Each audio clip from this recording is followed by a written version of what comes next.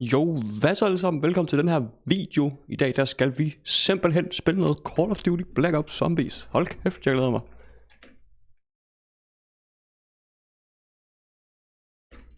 Okay. Så bare forestil dig det Valorant, der gør. Jeg har 2 våben, fordi jeg er fucking god. Whatever.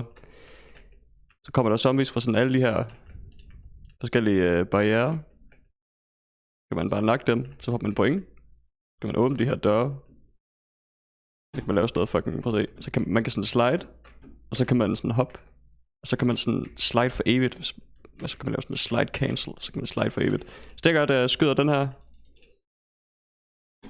6 gange i foden. Og så knifer jeg ham for at få flere mulige point. For 10 point hver gang jeg gør det der. Og så får jeg nemlig 130 point, når jeg knifer ham. Det er nemlig den mest effektive måde at få point på i det her spil. Så det er det, jeg gør. Knifer ham. Og der. Så åbner jeg den her der.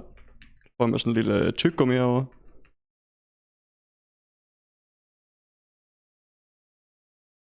Den lort. Så forhåbentlig kan jeg nå at åbne den her dør i den her runde, inden det bliver runde 2. Yes. Målet er hurtigst muligt at komme ud til min Pack-a-Punch maskine og tænde for strømmen, så jeg kan Pack-a-Punch min våben. Okay. Nu runde 2. Der gør jeg klar herinde. Jeg ser den lille perk maskine herovre. Lægger mig ned foran den, får 100 point. Okay. Schmoven. Her skal jeg bruge 1000 point. Skal du mig. Finde nogle homies, jeg kan dræbe.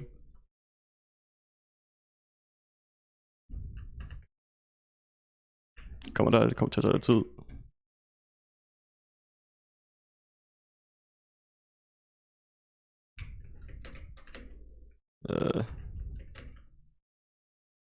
For helvede. Okay, der er noget her. Så skal vi have 1000. Okay.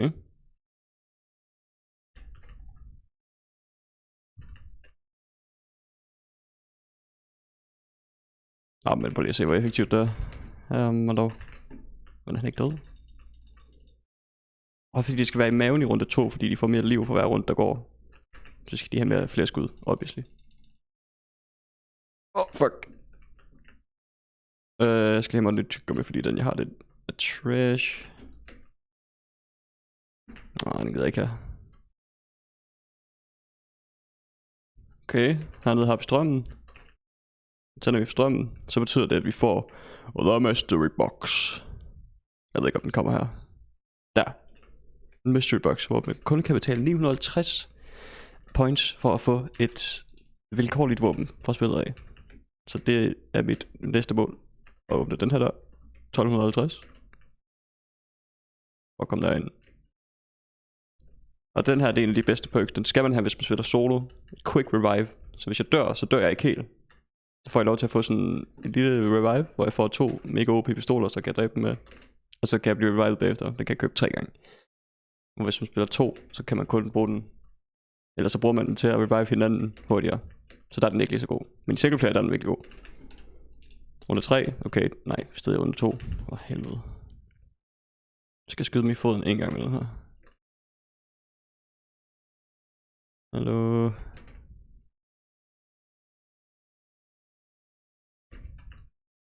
Trust, det her det er så fedt, når man spiller 2.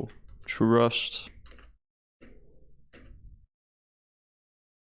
Hvor fuck er homie hen? Nå, der var den. Men altså. Nå. Så venter vi, så kan jeg lige vise lidt af mappen imens. Kan man gå rundt der? Kan man gå rundt herovre?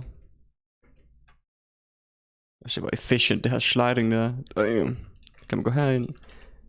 Det bliver vigtigt senere, fordi vi skal åbne. Der er sådan en teleporter. Man skal linke til en teleporter herinde.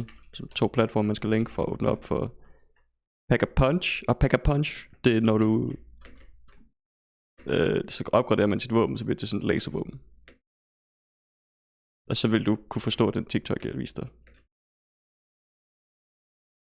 Nice. Et skud ved benet, og så knife. Nice, okay. Burde det gå ret hurtigt. Det var 1250, jeg skulle have.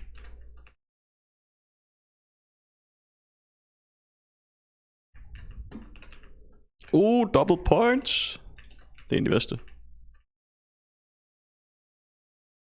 Så er det bare med at finde boys. Hvor har vi boys? Der var en. Oh yes. Oh, we're getting the big money. Oh yes, why not? Lad os tage den der også. Den gør sådan, at alle dørene får deres barriere på igen. Okay. God damn, fuck, vi har mange monies. Ja, check. Okay. Den her, det er sådan, så man reloader hurtigere. Den er ikke lige så god. Man skal have den der røde, fordi så får man mere liv. Den hedder Juggernog.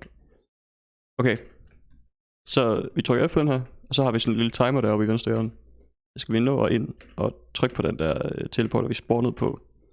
For at få den linket, og det skal vi gøre 3 gange. Oh! Okay. Herinde. Alright, så er den linket. Så åbner vi de her der rundt omkring. Altså jeg gider ikke engang, okay. Jeg skal også lige finde Juggernog. Men pointen er bare, at jeg skal pack a punch et våben, så du kan se det. Du kan se pack a punchet. Det kan vise nogle af perksene, og så er det bare det.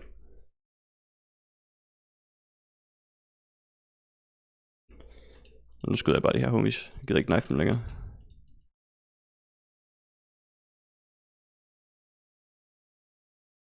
Kan jeg lige åbne herop til? Den er også fucking god, den der. Den gør sådan, men alle de skud, du skyder 2 gange i stedet for 1. Så de våben bliver basically dobbelt så stærkt. Det er fucking rogue. Hvor fanden har vi Juggernog henne? Juggernog.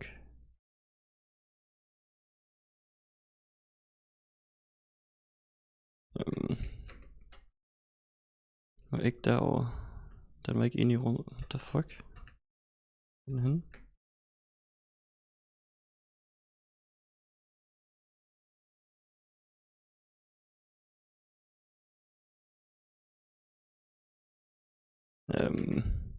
Heroppe. Der var den. Ja, den skal jeg. Ikke for jeg har pack punchet. Hvad laver de derude, mand? Så jeg sammen.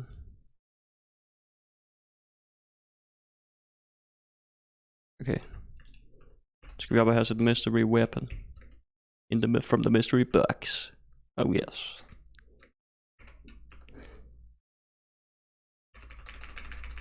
Vent, jeg har ikke noget fucking lyd på. Først lige gået op for mig nu.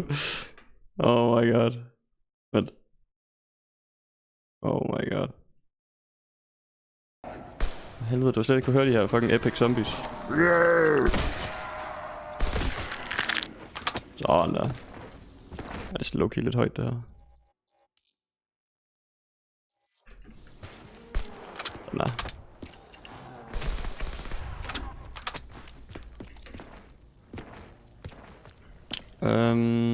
Okay, så skal jeg lige have åbnet op for nummer 2. Teleporter. Completely empty. Skal jeg have en?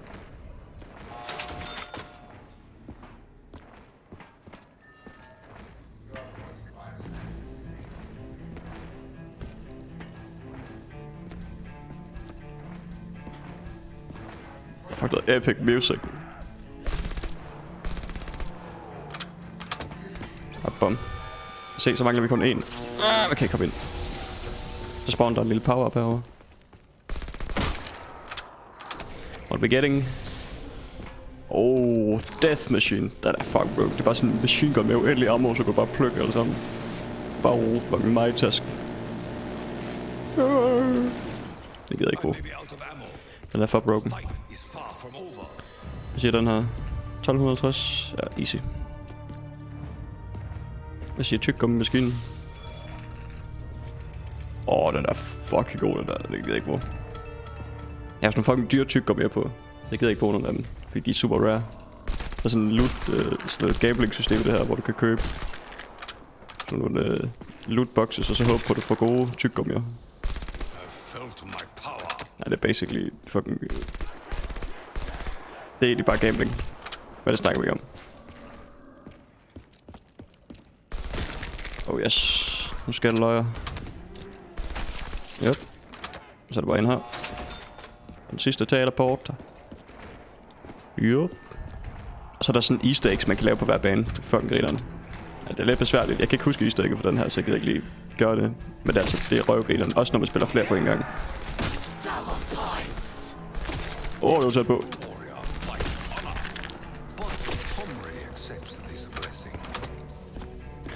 Kom nu. Okay. Så skal jeg bare lige have 5.000. Så skal jeg have nogle voldsomme pack-a-punches.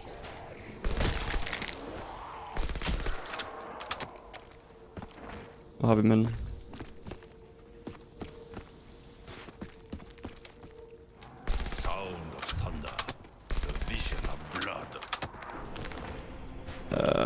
Jeg mangler stadig det 5.000 for pack-a-punch. Hvor helt vand. Skal jeg have et mystery weapon mere? Oh shit, nu kommer hundene. Fetch me their souls. Oh my god. Jeg er nødt til at købe den her kniv. Den one-shotter dem. Okay, hvor er de hen? Oh my god.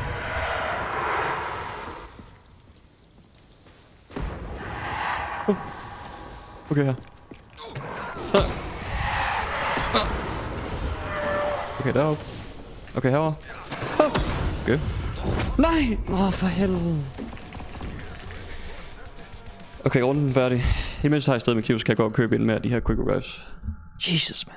Jeg plejer seriøst ikke at dø så hurtigt. Det er pinligt, det her. Max ammo, det er lækkert. Det koster alveg kun 500, den her. Okay. Så skal jeg op til den der Juggernaut. Hvis jeg havde den, så havde jeg ikke død der. Jeg er nødt til at have en Juggernaut.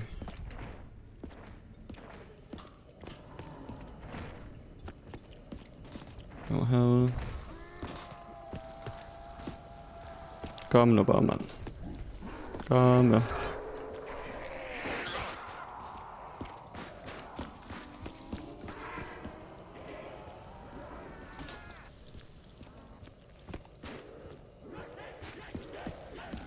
Oh shit.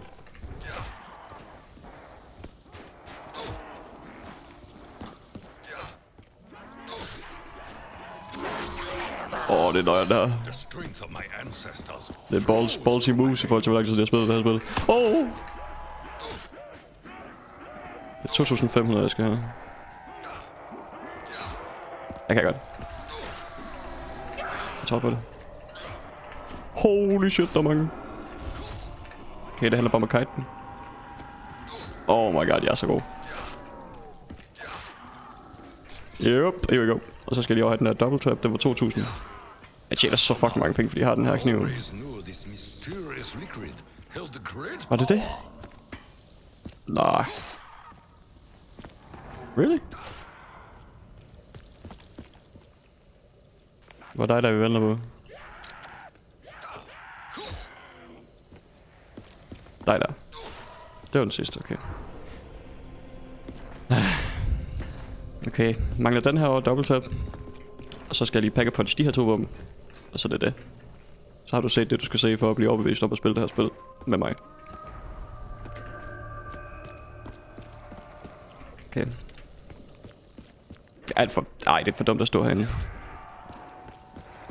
Nej, det er dumt, det er dumt.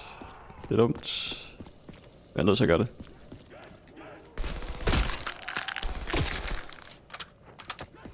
Du kan købe den. Fuck. Drik den.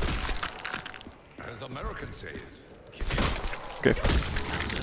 Men okay, jeg fik sådan en nuke. Og så det dræber alle sammen, der er i live lige nu. Alle zombier, der er i live lige nu. Så får man lige lidt tid til sådan at tænke over, hvad fanden man skal. Og jeg skal bare sådan... Så jeg har alle de perks, jeg skal have. Jeg skal bare knife dem, så jeg kan få min pack-a-punch.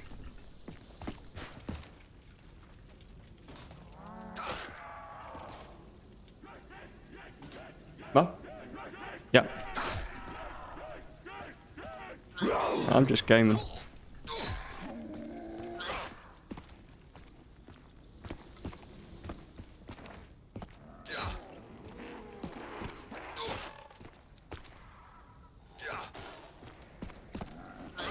Right.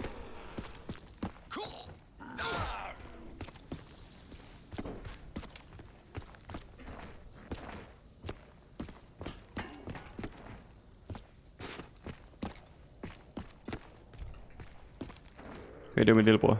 Vi skal ned med noget pant, jeg har faktisk lidt travlt. Så homeboys har bare kommet frem nu.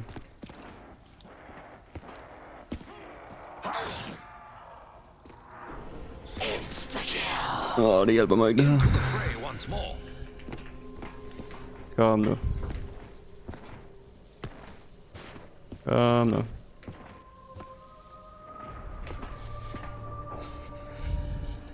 Okay, det her burde være runden, hvor jeg kan få penge nok til at gøre det hele. Hvis jeg nej for alle sammen, tror jeg får nok penge til det.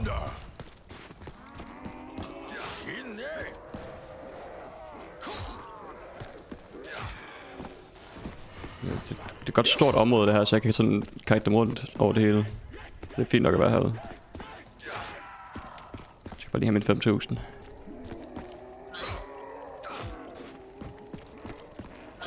Kan lige... shit. Kunne lige hoppe op for en knife ham der. Og så lige her. Bum. Okay, close. Max ammo, tak.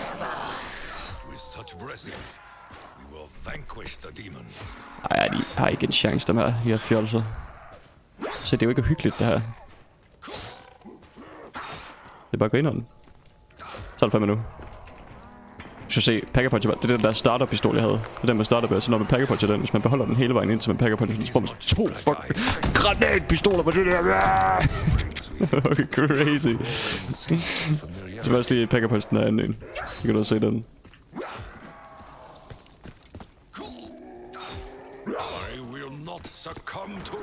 Okay, det var ikke nok. Prøv at se det her. Det er fucking 2 granatpistoler.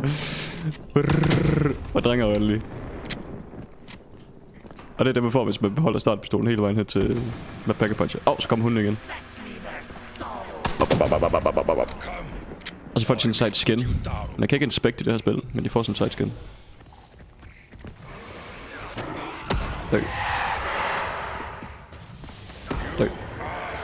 Så efter runde 10, så virker min kniv ikke længere one shot, det er lidt træls. Så er jeg nødt til at bruge en pistol. Så tager den længere tid, fordi får alle de point, jeg skal have. Okay. Jeg tænker, den her runde, det må være... Så kan jeg få den. Har man også sådan granater, man kan kaste. Boing.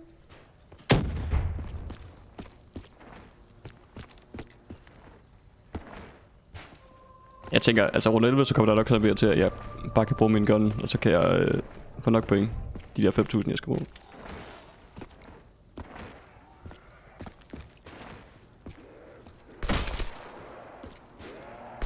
Der er min pistol, der fucking broke, fordi jeg har det der dobbelt tap.